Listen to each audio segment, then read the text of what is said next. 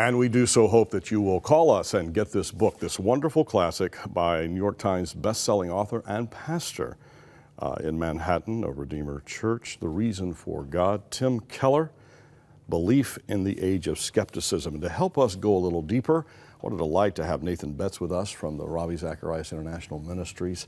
And we're happy to have you on 100 Huntley Street, Nathan. It's my pleasure. Thank you for being here. We have questions that we want to cover that Tim Keller goes deeper, but we just want to scratch the surface as best we can. A lot of people will say, you know, the Bible is just filled with mythology, a lot of stories. How do we counter that as Christ followers? Yeah, I think, for one, it's a good question. It's a question that I've been asked before. We've got to ask the question, where does it come from? You know, where does this question that the Bible, the New Testament Gospels... Kind of the question behind the question. Yeah. And I think when we get to that, I think what I've found is that often it's the idea that the Gospels, the New Testament Gospels, were written years, like, and some would say like hundreds, maybe 100 years or just a long time after the events of which they are recording. And this is interesting because this leads us to find, okay, well, when were they recorded?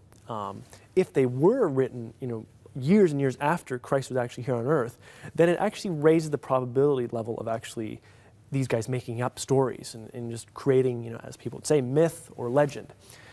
The interesting thing is for Christianity, when we do some digging and look at actually when were the Gospels actually written, we find that actually the date, the timing at which say the Gospels were written, and line that up to, say, when Christ was crucified, that time is very small. The dates of the timing is very early. So Mark's Gospel, the earliest Gospel, most scholars, even skeptical scholars, and then you put, of course, conservative scholars in there, would say that it was written in the 60s, between 60 to 70 AD.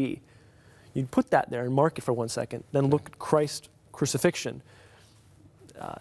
It's 30 to 33 AD when Christ was killed. That tells us that many of the people who would have seen Christ, maybe had a meal with him, or heard him speak from a distance or up close, many of those people would have also been around. They're still around. To attest to actually the trustworthiness of what Mark is saying. That tells us that actually the probability of this being legend or myth is very low. So these eyewitness accounts are very, very important. Yes. And the consistency of what they said. Yes.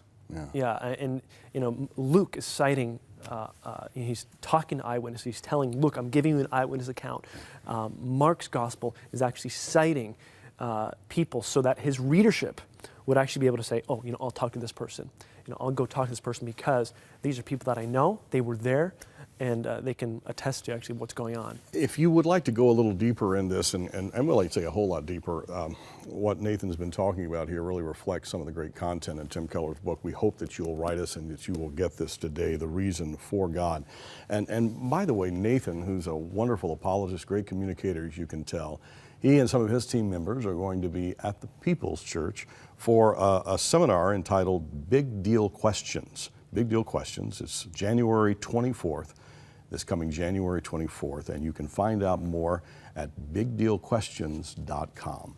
We're going to have more conversations with Nathan. Thanks for being here. We'll talk some more.